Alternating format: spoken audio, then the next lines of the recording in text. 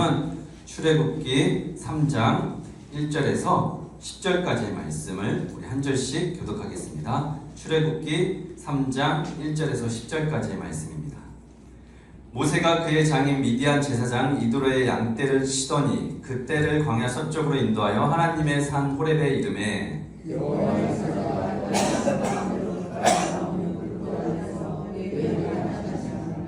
그가 보니 너희 나무에 눈이 붙었으나 그 너희 나무가 사라지지 아니하니라. 이에 모세가 이르되 내가 도리서 가서 이 큰 광경을 보리라. 떨기나무가 어찌하여 타지 아니하는고 하니 그때에 여호와께서 그가 보려고 돌이켜 것을 보시니라. 하나님이 떨기나무 가운데서 그를 불러 이르시되 모세야 모세야 하시니 그가 이르되 내가 여기 있나이다. 하나님이 이르시되 이리로 가까이 오지 말라. 내가 선 곳은 거룩한 땅이니 내 발에서 신을 벗으라. 또 이르시되 나는 내 조상의 하나님이니 아브라함의 하나님 이삭의 하나님 야곱의 하나님이라. 모세가 하나님의 여기를 두려워하여 얼굴을 가리매 여호와께서 이르시되 내가 애굽에 있는 내 백성의 고통을 분명히 보고 그들이 그들의 감독자로 말미암아 부르짖음을 듣고 그 근심을 알고 내가 내려가서 그들의 여인의 손에서 건져내고 그들을 그 땅에서 인도하여 아름다운 복으로 하야만 적과 그의 이름을 따라 하나님 족속, 헷 족속, 아모리 족속, 브리스 족속, 히브리 족속, 여호수 족속의 지파에 데려가야 하라. 이제 가라. 이스라엘 자손의 부르짖음이 내게 달하고 애굽 사람이 그들을 괴롭히는 학대도 내가 보았으니 이제 내가 너를 바로에게 보내어 너에게 내 백성 이스라엘 자손을 애굽에서 인도하여 내게 하리라. 이 말씀을 하나님의 말씀으로 받겠습니다. 아멘. 네, 우리 옆에 있는 분들과 서로 인사하겠습니다. 당신은 소중한 사람입니다. 당신은 소중한 사람입니다. 소중한 분들 잘 오셨습니다. 네, 지난주까지만 해도 남부지방의 가뭄으로 인해서 땅이 다 갈라지고 메말라서 군 동원까지 막 내려지고 소방 인력까지 막 갖다 물을 퍼붓고 했는데 이번 주 연휴에는 또 비가 너무 많이 내려가지고 특별히 거제도에는 1년 장마 기간 내릴 비가 하루 이틀 만에 내려서 많은 인명과 재산 피해가 나왔습니다. 이런 자연 앞에서 우리의 인간이 얼마나 연약하고 무기력한지 우리가 다시 한번 경험하게 됩니다. 우리는 이럴 때일수록 때를 따라 늦은 비와 이른 비를 내려주시는 하나님을 더 깊이 신뢰하고 나아가야겠습니다. 우리가 이런 믿음을 언제 써야 한다고 했죠? 바로 지금 이 순간 써야 합니다. 비가 그치고 햇살이 비추어야만 믿음이 아닙니다. 믿음은 원하는 결과의 산물이 아니라 인생의 나그네길 여정 가운데 어떤 일들이 닥칠지 모르지만 그 순간순간 설명할 수 없는 하나님의 임재, 확신을 가지고 살아가는 겁니다. 우리 지난주 말씀 다시 한번 생각해 볼게요. 우리는 지난주 게르솜에서 생기는 믿음이라는 제목으로 하나님의 말씀을 나누었습니다.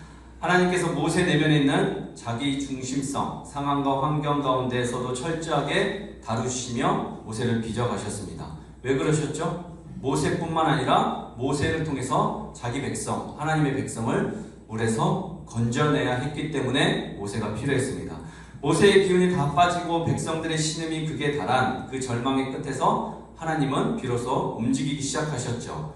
세상이 외면한 우리의 고통을 하나님은 지금도 여전히 샤마 들으시고 또 언약을 바탕으로 적극적으로 자카르 기억하시며 또 우리의 눈물을 정확히 라하 주목하여 보시고 또 그 뼈저린 아픔과 상실의 고통을 안고 사는 우리를 친히 야다 안다 하시다고 이야기했습니다. 사람들은 우리의 아픔을 이해하는 정도겠지만 하나님은 우리의 고통과 아픔을 그 안으로 들어오셔서 똑같이 아니 더 깊이 알아가시는 분이시죠. 우리가 하나님을 인식하지 못해도 하나님은 지금도 우리의 속속들이를 다 지켜보고 계십니다. 우리 그것을 기억하고 또 이제 하나님이 본격적으로 자신을 드러내면서 이제 한 인간과 대면하면서 자신을 드러내면서 말씀하시는데 그 한 사람을 어떻게 어떤 상황 가운데서 부르시고 어떻게 그를 인도하시는지를 오늘 말씀을 통해서 한번 보면 좋겠습니다. 우리 먼저 1절에서 4절까지의 말씀을 함께 보겠습니다. 시작. 모세가 그의 장인 미디안 제사장 이도르의 양떼를 치더니 그 떼를 광야 서쪽으로 인도하여 하나님의 산 호렙에 이르매 여호와의 사자가 떨기나무 가운데서부터 나오는 불꽃 안에서 그에게 나타나시니라. 그가 보니 떨기나무에 불이 붙었으나 그 떨기나무가 사라지지 아니하는지라. 이에 모세가 이르되 내가 돌이켜 가서 이 큰 광경을 보리라. 떨기나무가 어찌하여 타지 아니하는고 하니 그때에 여호와께서 그가 보려고 돌이켜 오는 것을 보신지라. 하나님이 떨기나무 가운데서 그를 불러 이르시되 모세야 모세야 하시매 그가 이르되 내가 여기 있나이다. 내가 여기 있나이다. 아멘. 오늘 질문을 한 가지 하고 시작하고 싶은데 여러분들 이 질문을 잘 기억하셨다가 메모에 두든지 책갈피에 두든지 이 질문을 잘 담아두셨다가 이 질문에 대한 답이 이제 정해지거들랑 지우시면 되겠습니다.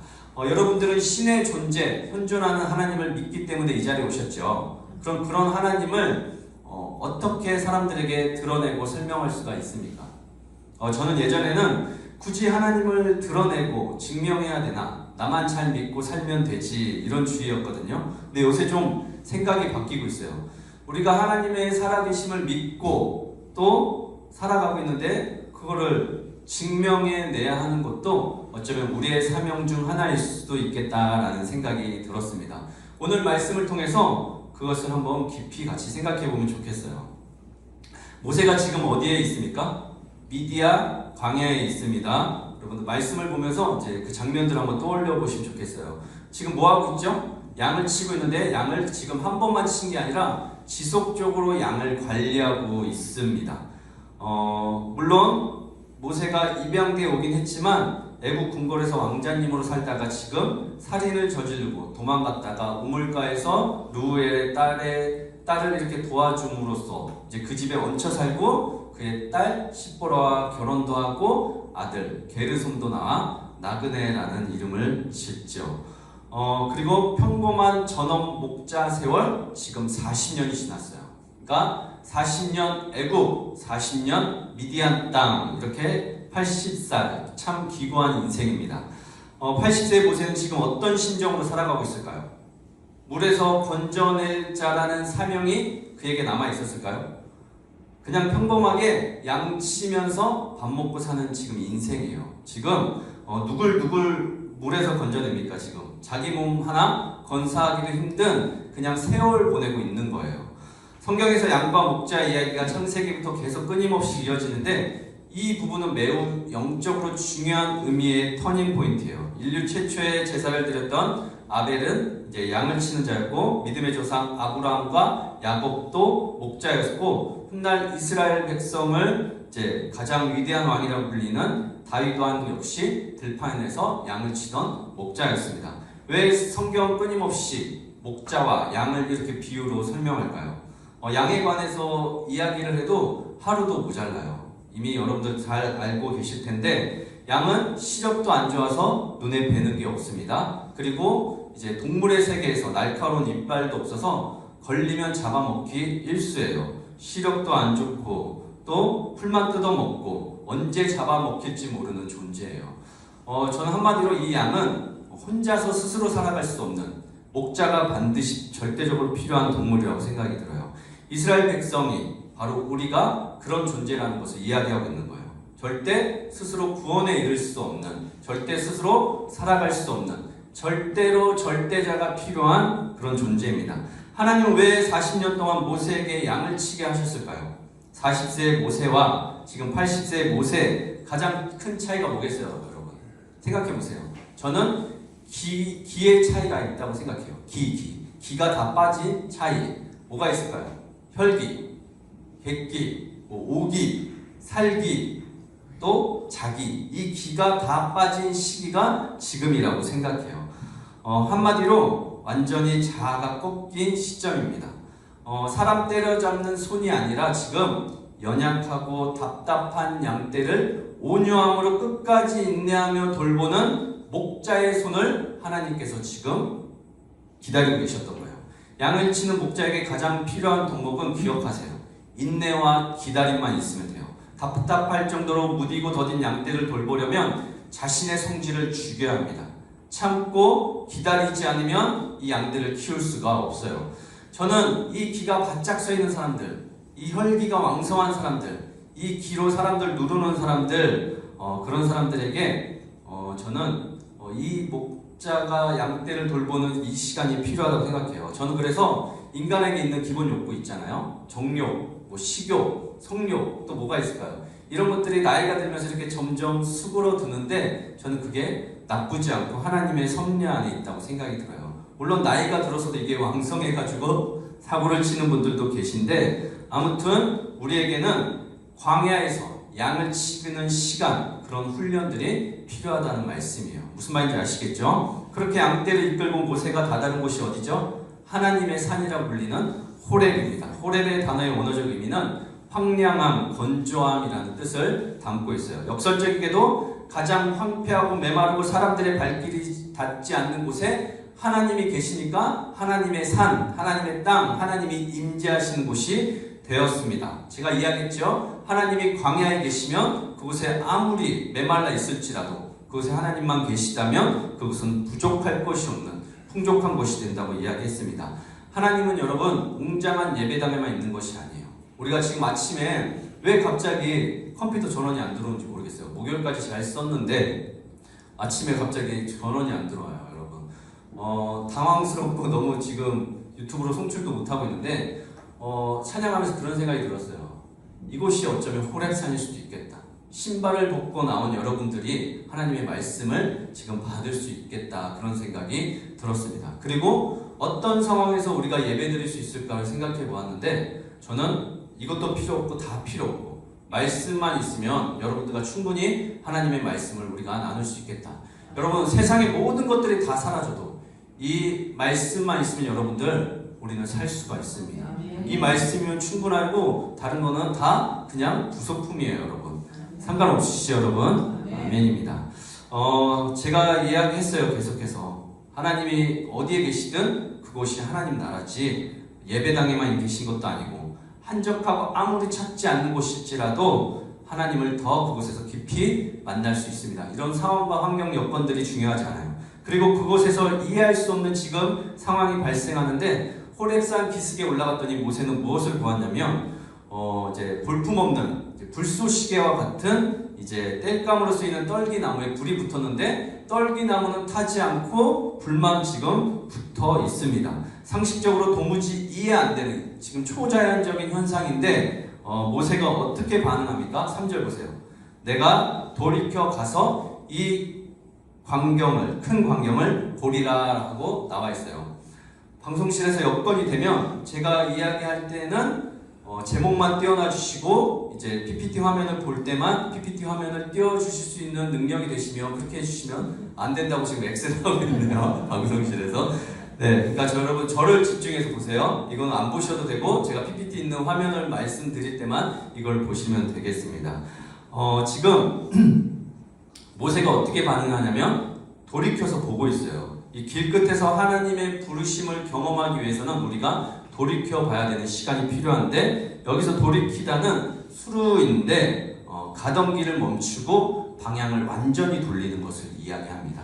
성경에서 부른 하나님의 그리고 임재를 나타내는데 단순한 뜨거움이 아니라 하나님이 지금 불 가운데 나타나셔서 지금 모세를 우리를 깨우시고 그 불로 정결하게 하시고 인도하시는데 무엇을 위해서냐면 마침내 순종의 자리로 가기 위해서입니다. 불의 원리를 아셔야 돼요. 깨우고 다듬고 인도하고 순종의 길로 갑니다. 우리의 신앙생활 여정에도 떨기나무의 불꽃처럼 이해되지 않고 내 상식과 내 수준으로는 도저히 감당할 수 없는 상황들이 눈앞에 펼쳐질 때가 있습니다. 우리는 그것을 이제 우리의 힘으로 그 불을 꺼보겠노라, 아니면 꺼지지 않으니까 그냥 대충 덮고 넘어가거나 그냥 그렇게 살 때가 많이 있습니다. 그러나 모세처럼 돌이켜서 그 광경을 정확히 직시하고 다시 그 안으로 들어가야 될 때가 있어요. 우리의 발등에 떨어진 불을 두려워하지 마시고 정면으로 한번 쳐다봐 보세요. 무슨 일이 있는지. 그때 모든 것을 해석하려고 하지 않으셔도 됩니다. 돌이켜 들여다보십시오. 그럼 하나님이 어떤 일을 하시냐면 그때 비로소 말씀하세요. 모세야 모세야. 우리가 하나님께 돌이키는 순간 이해되지 않는 상황을 넘어서 이제 우리를 아시는 하나님의 음성이 들려오기 시작합니다.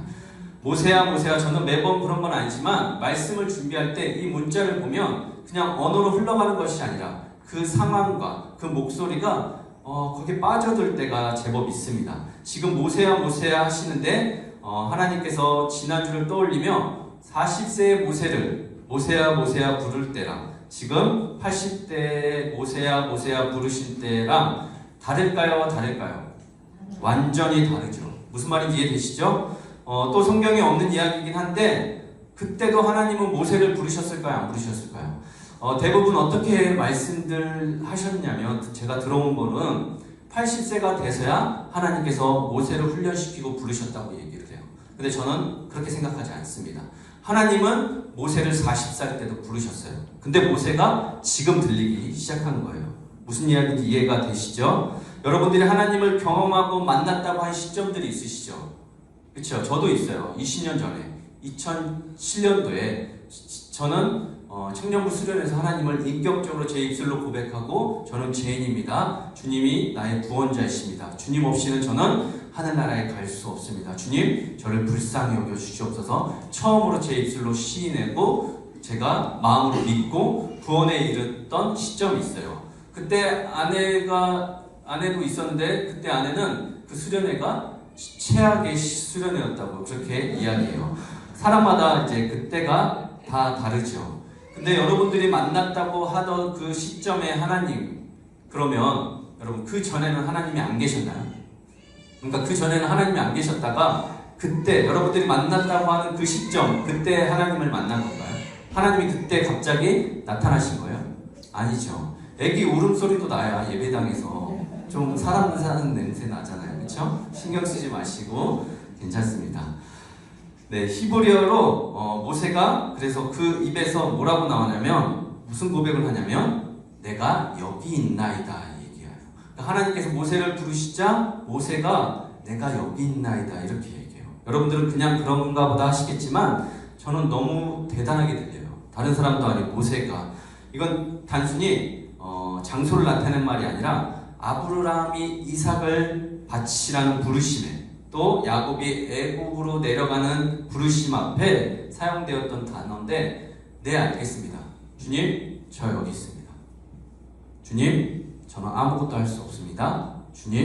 주님이 마음대로 하십시오라고 자기를 내어드리는 고백이 바로 히데니입니다. 여러분 내가 여기 있나이다. 말씀만 하옵소서 주님의 뜻대로 저를 사용하여 주시옵소서. 철저한 복종과 헌신 자기 중심이 완전히 꺾인 고백이에요. 놓치지 말고 따라오세요. 지금 양떼를 이끌고 반대편 호렙산으로 간 것도 모세고 지금 제가 여기 있습니다 한 것도 모세예요. 우리가 하나님을 경험하기 위한 순서와 방법들을 잘 놓치지 않고 따라오셔야 됩니다. 5절부터 8절까지 함께 읽겠습니다. 시작. 하나님이 이르시되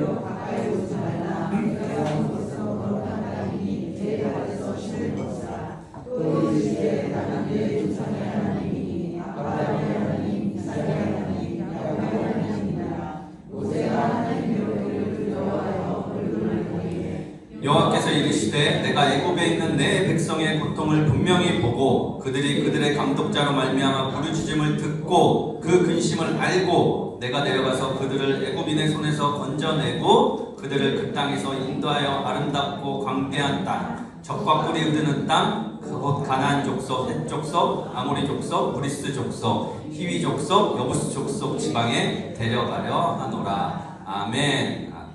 하나님께서 모세를 부르시고 첫 번째로 요구하신 것이 뭐예요? 지금 신발을 벗으라 라고 말씀하세요. 이 말씀 많이 들어보시고 아시죠? 내 발에서 신발을 벗으라 라고 이야기하는데 이거 1차적 의미는 하나님의 거룩한 임재 앞에서 자신을 이제 낮추고 겸손히 들어오라는 하나님의 명령이에요. 그래서 이렇게 대부분 말씀들 하시죠. 자신의 경험, 자신의 기준, 자신을 내려놓아야 하나님 전에 들어갈 수 있습니다 라고 이야기해요. 그런데 제가 이렇게 설교 준비하다가 딱 여기서 멈춰버렸어요. 왜냐면 제가 도서관에 설교 준비를 하고 있는데 전화가 한 통 온 거예요. 그러면서 저한테 목사님 누구를 좀 만나주셔야겠습니다 그렇게 전화가 온 거예요. 근데 당사자가 전화 온 게 아니라 제3자가 전화가 왔는데 그 친구가 지금 목사님을 만나고 싶은데 면목이 없어서 영치가 없어서 연락을 못하고 있어서 대신 연락이 왔다는 거예요. 근데 내용을 들어보니까 전에 똑같은 일로 힘들어해가지고 집에 와서 아내랑 이렇게 위로도 해주고 너 괜찮다. 너의 두려움과 외로움 그거 사람으로 대처하지 말고 하나님이 그 자리를 대신하면 좋겠다. 그리고 너는 충분히 괜찮은 사람이니까 사람들에 연연하지 말라라고 했는데 똑같은 일로 힘들어하고 있다는 얘기를 이제 듣게 된 거예요. 그래서 당장 오늘 만나야 된다는 거예요. 당장 저는 이걸 해야 되는데 그래서 제가 오늘은 이걸 해야 되니까 만나더라도 저녁 늦게 만나자 그러고 이제 전화를 끊었죠.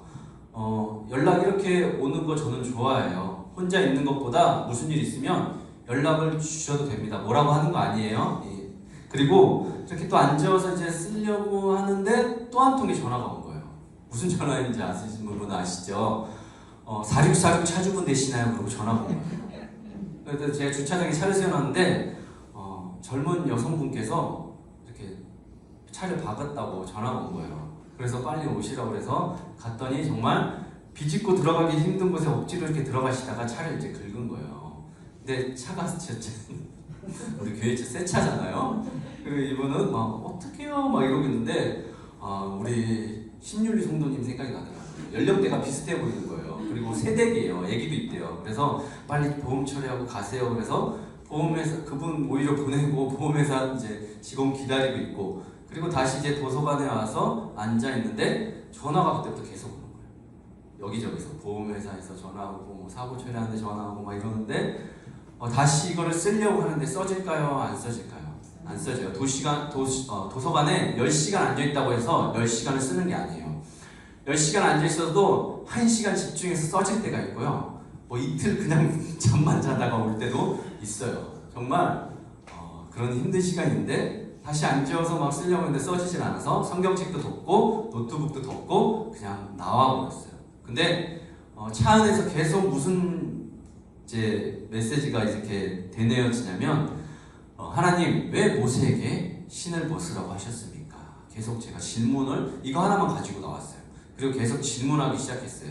왜 하나님 모세에게 신을 벗으라고 하셨습니까? 계속 이것만 되뇌이고 있는데 하나님께서 저에게 너도 신을 벗어라 이렇게 이야기하시는 것 같았습니다. 여러분 신발에는 뭐가 있죠? 그 사람이 살아온 세월의 흔적이 있어요. 그리고 여지껏 살아왔던 인생의 경험과 발자취가 고스란히 신발 안에 있잖아요. 내 발길이 닿는 곳을 여기저기 다니며 만났던 사람, 머물렀던 곳 그런 것이 다 이 신발 안에 잠겨 있잖아요. 그냥 잠깐 그런 생각이 들더라고요. 내가 여기까지 걸어온 길, 내가 원해서 걸어온 길인지 내가 내 의지로 내 뜻대로 여기까지 온 것인지 아니면 등 떠밀려서 온 것인지 그리고 또 앞으로 내가 걸어가야 할 길, 이 신을 신고 걸어가야 할 길이 어디인지 누굴 만나게 되고 어디에 머물게 될지 나는 다 알고 살고 있나 그런 생각이 들었어요. 그리고 갈 바를 알지 못하고 걸어가는 게 인생의 길인데 신앙생활인데 그 순간 아차 싶었어요.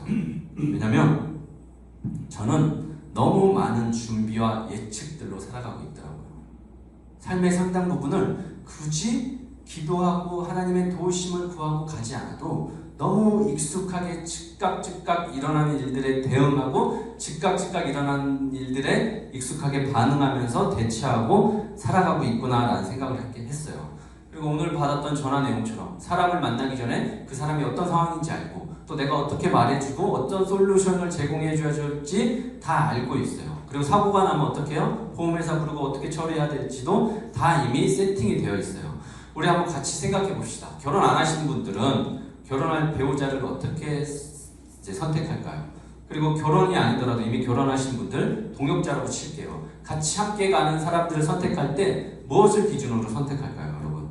나랑 맞는 사람을 기준으로 선택하겠죠? 나랑 말이 잘 통하거나 제 수준이 잘 맞는 사람, 평소에도 같이 이제 잘 할 수 있는 사람. 이왕이면 경제적으로 좀 안정된 사람이면 더 좋겠죠. 그리고 직장을 고민하는 분들 많이 계셔요. 청년분들 중에도 직장 고르는 순서 뭐가 있어요? 굳이 뭘 기도를 하고 뭘 그래요? 두 가지만 충족되면 되는 거 아니에요? 몸 편하고 갈구는 사람들 없고 돈 많이 주면 되는 거 아니에요? 몸 편하고 그리고 연봉 세면 되는 거 아닌가요? 사업은 어떨까요? 목 좋은 자리에서 내가 투자한 만큼 버는 게 사업 아니에요? 또 교회 부흥은 어떨까요, 여러분? 현대식으로 맞게 세련되게 세팅 딱 해놓고 그리고 세션들도 잘 준비되어 있고 말 잘하는 목사님 이렇게 있고 그리고 주차 편하고 또 아이들 요새 이제 있으니까 아이들하고 오기 좋게 교회 학교들 잘 되면 그러면 부흥되는 거지 뭘 기도할 게 있겠어요. 그러면서 우리나라 헌법 제 15조 2항이 떠올랐는데 헌법에서 범죄 고의나 과실을 판단할 때 가장 중요하게 생각하는 것이 핵심 개념 중에 하나가 예견 가능성이에요. 쉽게 말해서 어떤 행위를 했을 때 그 결과를 미리 예측하고 알았는가 몰랐는가를 묻는 거예요. 예를 들면 제가 이 TV를 마음에 안 들어요. 좀 더 큰 거, 이렇게 비치지 않는 거 그런 걸로 구매하고 싶은데 자꾸 안 사주니까 제가 밀어서 깨트려 부셔버려요. 그러면은 재물손괴죄로 저는 고의가 인정이 되어서 형법상 책임을 물어야 돼요. 근데 제가 모르고 실수로 이렇게 가다가 넘어져서 이게 박살이 났어요. 내 재물손괴죄 고의 과실은 없기 때문에 저는 무죄예요. 일부러 그런 게 아니기 때문에. 그러나 배상 책임만 남아있겠죠. 무슨 말인지 아시겠어요? 즉 인간사회의 법과 논리는 철저하게 내가 예측하고 계산해서 그 일을 했냐 안 했느냐로 책임을 묻는다고요. 무슨 말인지 아시겠죠? 우리 솔직히 한번 나눠볼게요. 사람들이 왜 종교를 가지고 점을 보고 보험을 들고 하는지 아세요? 딱 하나예요. 미래를 알 수 없기 때문에. 미래를 예비하고 미래에 대한 두려움 때문입니다. 미리 예측하고 준비하고 잘 살려고 하는 거죠. 비가 그렇게 많이 올 줄 누가 알았겠어요? 산사태가 일어나서 그 토양이 집을 이렇게 삼킬 줄 누가 알았겠냐고요. 여러분들은 여기 계신 분들 노후 준비 다 잘 끝나셨나요? 지금까지 계획한 대로 이곳까지 잘 오셨어요? 오늘 이 자리에서 예배드리고 그한교회가 세워질 거 예상하고 준비했다가 이곳에 딱 앉으셨나요? 아니죠. 우리는 인생을 살면서 끊임없이 앞날을 예측하고 계산하려고 해요. 그래서 스펙을 쌓아요. 인맥을 쌓습니다. 보험도 들고 이제 손해를 계산합니다. 여러분들 다 미래를 예측하고 생각하고 살 거예요. 불확실한 세상에서 조금이라도 안전하기 위해서 우리는 경험과 상식, 계산기를 두드리고 두꺼운 신발을 신고 살아갑니다. 그 신발을 신어야 마음이 놓이고 그래야 나도 어디든 갈 수 있다고 믿습니다. 신앙도 다르지 않아요. 우리는 하나님 앞에서도 계속 계산을 합니다. 내가 이만큼 헌신하고 이만큼 하나님 앞에 제단을 쌓으면 내가 하나님이 나의 눈물을 아시고 나를 좋은 길로 인도하실 거야. 그리고 이 길로 순종하면 손해가 너무 크니까 적당히 내가 할 수 있을 만큼만 헌신하고 노력하고 가능한 범위 안에서만 정도껏 이제 하시죠. 이렇게 우리는 하나님의 뜻조차 내 경험과 이성으로 예측 가능한 범위 안에서 할 수 있는 수준 안에서 미래를 내다볼 수 있는 범위 안에서 내가 쥐었다 폈다 이렇게 합니다. 아니에요? 저만 그런가요? 문제는 하나님이 늘 우리의 계산표 안에서 일하지 않는다는 데 있어요. 내 상식으로 설명되는 일만 순종하고 내 눈으로 보이는 결과에만 선택한다면 그것은 믿음이 아니라 통제입니다. 하나님을 통제하는 거예요. 예견 가능한 길만 걷고 싶어하는 마음은 결국 하나님보다 내 계산기를 먼저 두들리고 나를 신뢰하는 태도예요. 결국 가만히 봤더니 내가 하나님을 믿는 것이 아니라 알고 보니까 내 예측과 내 계산을 믿고 있는 나를 믿는 무서운 자아도취예요. 그걸 아시고 하나님이 인간 모세를 다루고 계신 거예요.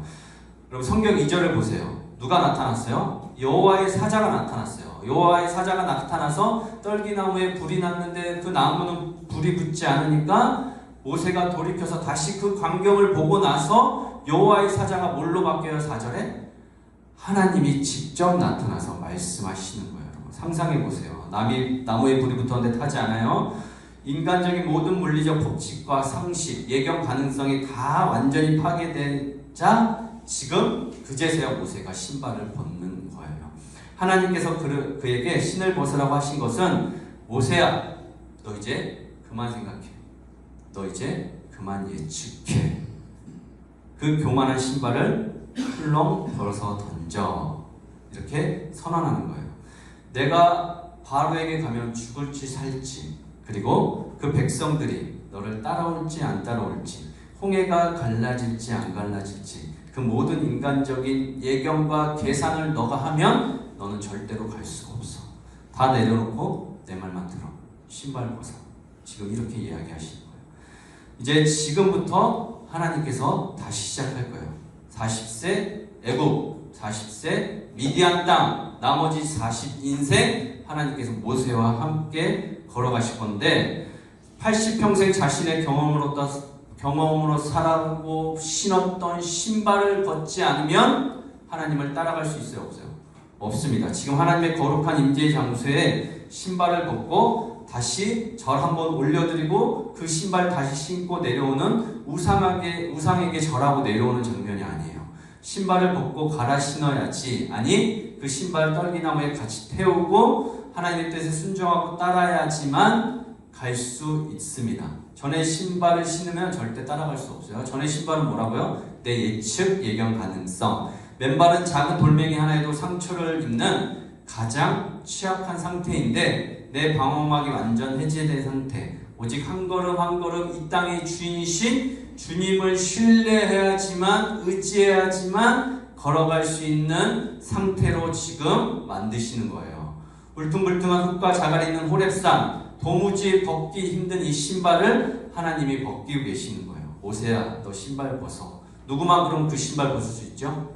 종만, 하나님을 신뢰하는 사람만. 그거 너 신발 아니야. 네가 신고 있는 신발은 네가 만든 네 신발이지, 내가 신겨준 신발은 아니야. 그 신발 신고는 나 따라올 수 없어. 이렇게 이야기하고 계신 거예요. 여기 지금 앉아 계신 분 중에 하나님께서 신발을 벗으라고 하면 바로 벗을 수 있는 사람 있나요?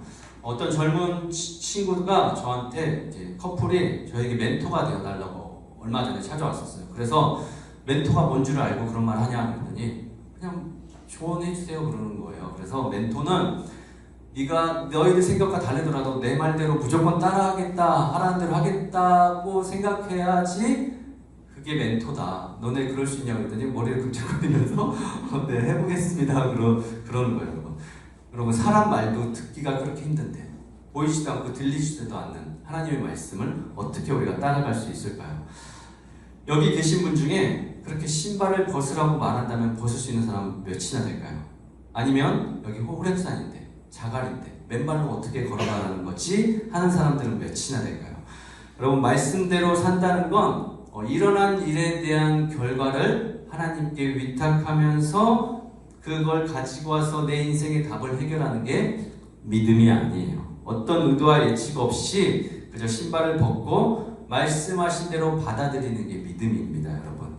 이제 신앙생활에 이게 극과 극인데, 제 주변에 똘똘하게 앞일을 잘 예측해서 잘 사는 친구가 있어요. 어느서부터 걔는 그쪽으로 좀 비상했던 것 같아요. 집도 잘 사고 팔고 주식, 재테크 이런 것도 잘하고 부모님도 잘 부양하고 가끔 좋은 일, 자원봉사도 하고 그냥 막힘없이 똘똘하게 삶을 잘 개척해서 가는 친구예요. 밖에 친구긴 한데. 근데 이제 교회는 다니지 않죠. 근데 그 친구가 얼마 전에 전화가 왔어요. 근데 막 전화 밖으로 막 노랫소리가 막 들려요. 어디서 좋은 데서 막 놀고 있나 봐요. 근데 저한테 정훈아 그러면서 뭐라고 하냐면 너 어디 너 이상하다. 너 뭐 하냐? 그랬더니 막 웃으면서 잘 지내고 있냐? 그러면서 뭐라고 하냐면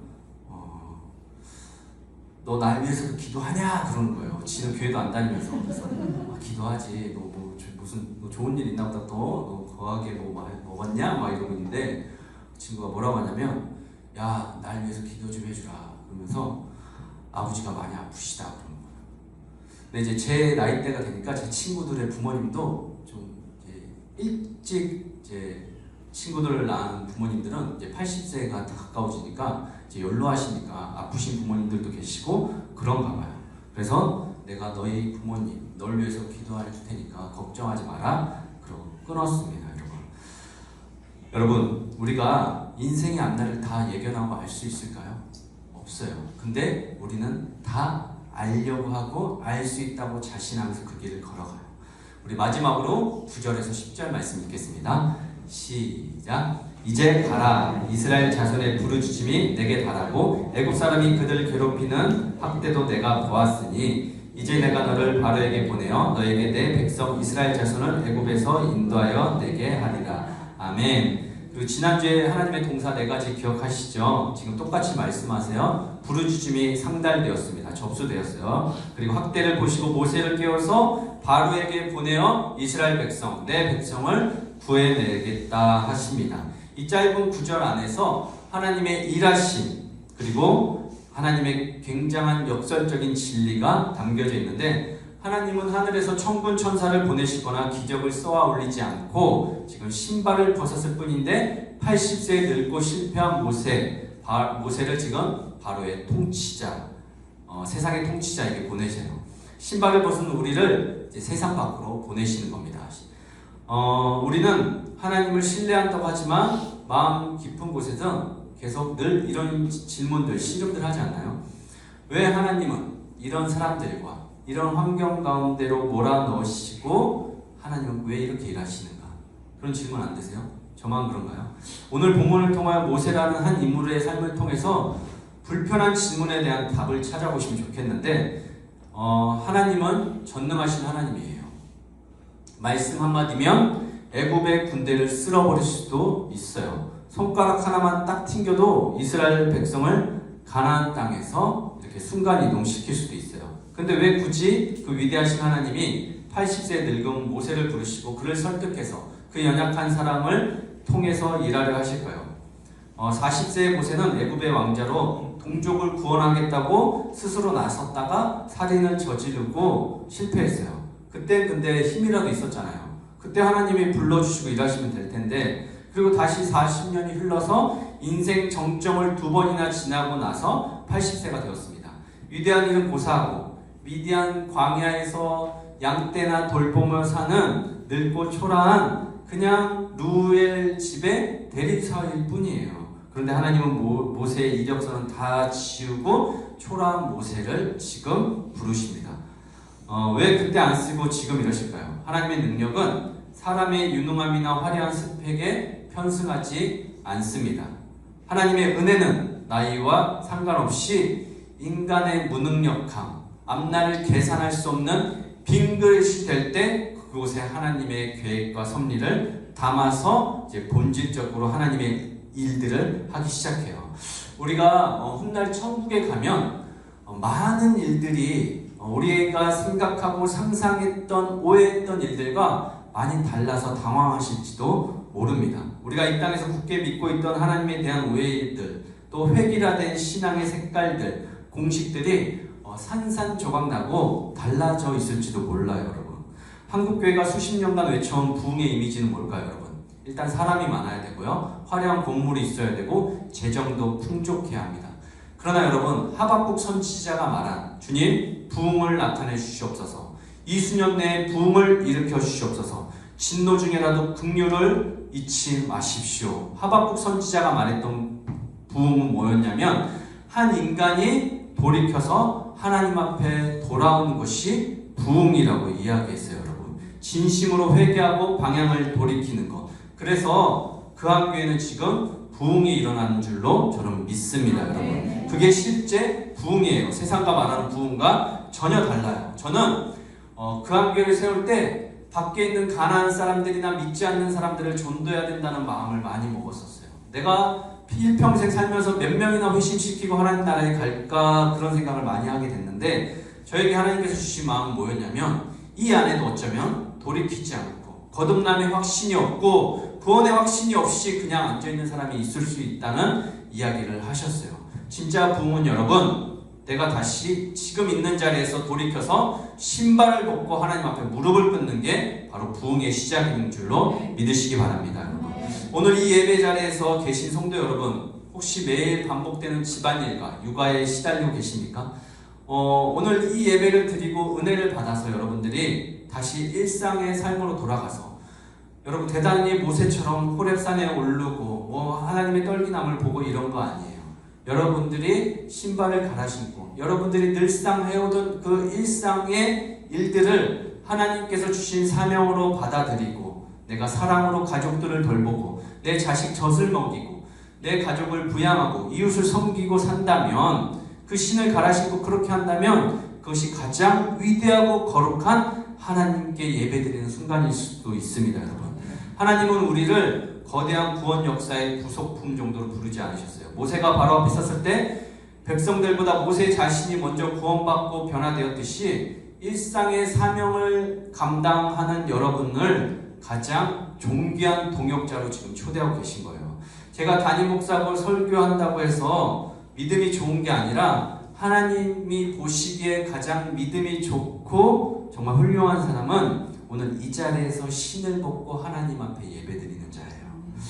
여러분, 또 깨어진 착각을 하지 마셔야 될 게, 우리는 종종 하나님은 어디에 계신가를 물으며 은혜를 지리적으로 이제 소유하려는 착각에 빠져요. 모세가 지금 오른 호렙산은 원래부터 신성한 곳이 아니었어요. 짐승의 배설물 냄새가 나는 평범한 광야의 한 봉우리였을 뿐인데, 하나님이 임재하는 순간 거룩한 땅이 되었습니다. 하나님은 여러분, 화려한 성전이나 황금 촛대가 아닌 광야의 쓸모없는 땔감에 이제 찾아오셨습니다. 애굽의 엘리트가 아니라 애굽인에게도 히브리인에게도 환영받지 못하고 버림받았던 미디안의 나그네에게 지금 그 도망자에게 하나님이 찾아오세요. 예수님이 사마리아 여인에게 말씀하셨죠. 이 산에서도 아니고 저 산에서도 아니고 신령과 진정으로 예배할 때가 없는데 그때가 바로 지금이다. 이렇게 말씀하셨어요. 하나님이 임재하시면 오늘 우리가 서 있는 이 작고 평범한 예배당이 거룩한 땅이 되는 거예요. 여기뿐만 아니에요. 여러분들이 세상에서 밖에서 활동하고 사시죠? 세상 사람들과 섞여 사시죠? 그곳에서 여러분들이 신을 벗고 하나님을 예배하면 그곳이 호렙산, 그곳이 하나님이 임재하시는 예배당이 되는 거예요. 여러분은 지금 은혜를 특정 장소나 화려한 프로그램에서 찾지 마세요. 그렇다면 하나님은 세상의 기준을 뛰어넘어 과연 어떤 사람을 특별하게 부르시고 구별하여 쓰실까요? 출애굽기 19장 5절 6절에 정확히 나와 있습니다. 함께 읽겠습니다. 시작. 쓰리가 바로 내게 소리하사니 너희가 내 말을 잘 듣고 내 언약을 지키면 너희 모든 족속에서 내 소리가 되겠고 너희가 내게 대하여 제사하는 나라가 되며 거룩한 백성이 되리라. 너는 이 말을 이스라엘 자손에게 전할지니라. 아멘. 이 말을 내 후손에게 전할지니라. 내 이웃에게 전할지니라.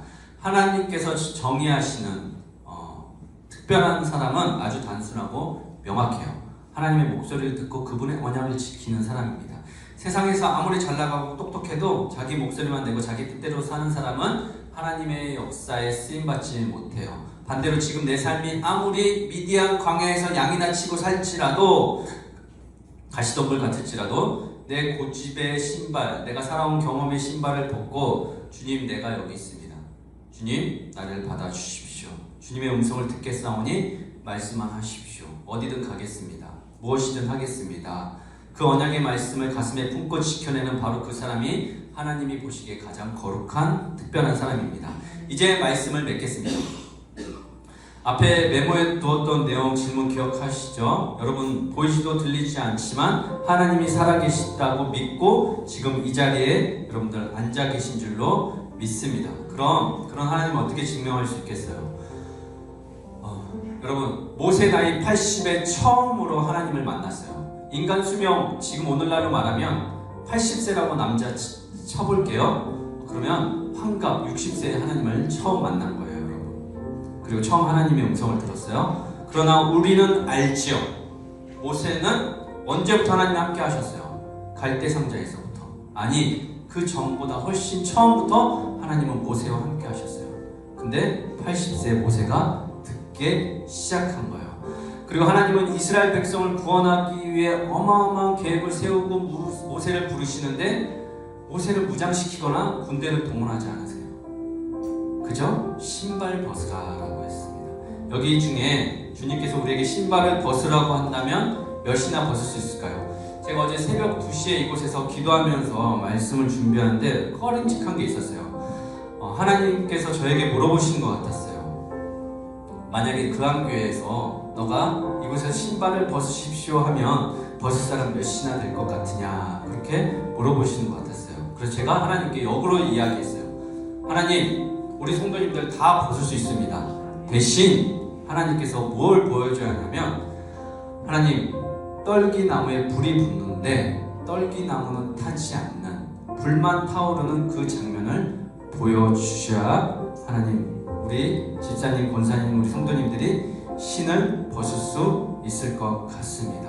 제 이 말이 어떻게, 제가 이 말을 하고서 제가 너무 뭐처럼 하는 것 같았냐면, 우리 집사님 사업 잘 되게 해주시면 우리 집사님 신발 벗을 겁니다. 우리 승재, 누워있는 승재 일으켜주시면 신발 벗을 수 있습니다. 우리 장인어른 고쳐주시면 신발 벗을 수 있을 것 같습니다. 우리 디도설이 잘 되게 해주시면 저도 신발 벗을 수 있습니다. 그렇게 이야기하고 있는 제가 갑자기 한 대 얻어맞은 것 같았어요. 지금까지 너는 무슨 말씀을 전하고 있느냐, 무엇을 이야기하고 있느냐, 이렇게 하나님께서 말씀하시고 역으로 질문하신 것 같았어요. 성경은 뭐라고 하는 줄 아세요, 여러분? 저는 계속 이렇게 얘기하고 있더라고요. 뭔가 보여주시면, 뭔가 잡게 해주시면, 뭔가 세상이 설명할 수 없는 일들이 일어나면 하나님 신발 벗겠습니다. 계속 이렇게 앞일을 예견하면서 이야기하고 있더라고요. 근데 성경은 뭐라고 하고 있는지 아세요, 여러분? 보지 않고 믿는 자들이 복되다고 하고 있어요, 여러분. 여러분들은 결과를 지금 아는 것을 이루기 위해서 이 자리에 있는 게 아니라 일어나지 않는 일들에 대한 소망을 품고 이 자리에 있는 거예요, 여러분. 로마서 8장을 보시면 구원은 누가 받는 줄 아세요, 여러분? 구원은 소망으로 갖고 있는 사람이 구원을 얻어요. 우리가 소망으로 구원을 얻었으니 보이는 소망이 아니니 보는 것을 누가 바라리요. 만일 우리가 보지 못하고 참으면 그 소망으로 말미암아 우리가 구원을 얻을 거라고 이야기하고 있습니다, 여러분. 사랑하는 여러분, 뭔가 보여야 하고 잡아야 하는 나의 예견 가능성을 가지고 우리는 신발을 벗기는 힘듭니다. 우연히 이제 아래 오늘 아침에 사장님을 뵀는데 사장님께 여름이 장사가 잘 되나요? 겨울이 잘 되나요? 그랬더니 다 힘들다고 말씀하시더라고요. 요새 다 힘든 것 같아요, 여러분. 사랑하는 여러분, 우리는 그러나 이미 호렙산의 떨기나무 불꽃보다 더 선명한 하나님의 말씀을 매주 듣고 있어요, 여러분. 아멘이십니까? 그리고 성령께서 친히 우리 내면에 깊이 말씀을 걸어오는 시대에 살고 있어요. 그럼에도 불구하고 왜 신발을 벗지 못하냐면, 왜 음성을 듣지 못하냐면 다른 게 아니라 말씀이 없어서가 아니에요, 여러분. 사실은 그 신발을 벗어 던질 믿음이 없기 때문이에요. 왜냐하면 우리의 예견 가능성과 하나님의 일하시는 방법, 그게 맞지 않아서입니다. 이 말의 의미를 잘 생각해 보십시오. 나의 얄팍한 예견 가능성이, 나의 그 알량한 계산기가 지금 하나님과 나 사이에 거대한 불신앙의 장벽을 만들고 있는지 않는지, 여러분들이 신발을 벗고 하나님께 들어가기만 한다면 하나님께서는 여러분들을 통해서 하나님의 백성, 내 백성을 구원해 내시리라 믿습니다. 아멘. 여러분, 이 시간 같이 찬양하고 기도의 자리로 나아갔으면 좋겠어요. 불 꺼주실까요? 네. 여호와의 유월절 같이 찬양하겠습니다. 지극히 높은 주님의 낮이 성소로 들어갑니다. 세상의 신을 벗고서 주 보좌 앞에 엎드리리. 내 주를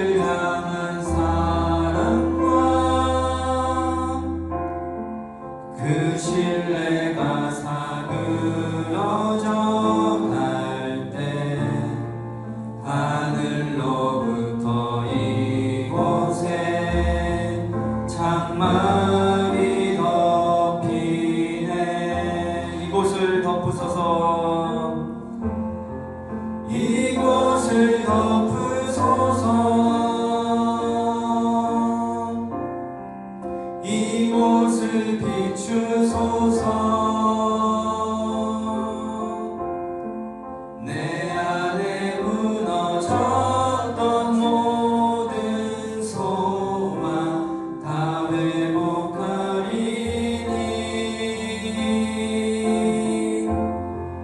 이곳을 지나소서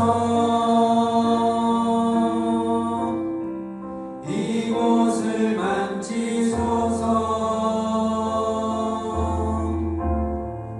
내 안에 죽어가는 모든 예배 다 살아나리라.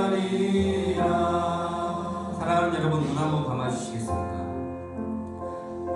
지난 신앙의 여정을 돌아보니까 저는 주님이 저에게 뭘 요구한 게 없으셨어요.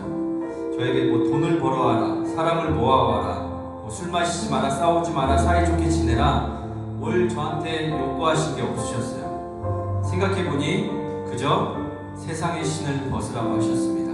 우리 한 가지만 기도합시다. 우리가 다른 곳에서 몰라도 적어도 주님 앞에 나올 때만이라도, 주님의 지성소로 들어갈 때만이라도 세상의 신을 벗고 주님 들어가겠습니다. 이 세상의 신발은 내 경험과 가치관과 내가 앞을 내다보는 나의 모든 예견 가능성입니다. 우리 이렇게 결단하며 입술로 기도하겠습니다. 주님, 세상의 신을 벗고 주님 앞에 나아가겠습니다. 내 모든 상식과 경험 주님 앞에 내려놓고 주님 앞에 서겠습니다. 이 시간 여러분들의 입술로 같이 기도하겠습니다. 살아계신 아버지 하나님, 하나님의 전에 들어갈 때, 하나님 앞에 나아갈 때는 내가 세상의 신을 벗고 나아가길 원합니다.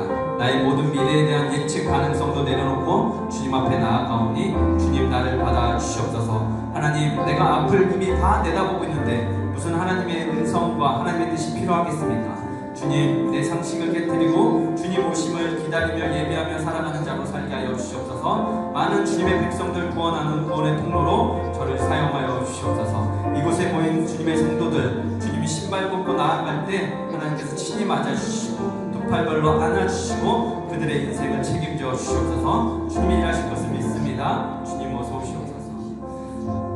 살아계신 하나님, 우리는 오랜 시간 동안 내 경험과 상식 그리고 내일을 내 마음대로 통제하려는 예견 가능성이란 두꺼운 신발을 신고 험한 세상을 버텨왔습니다.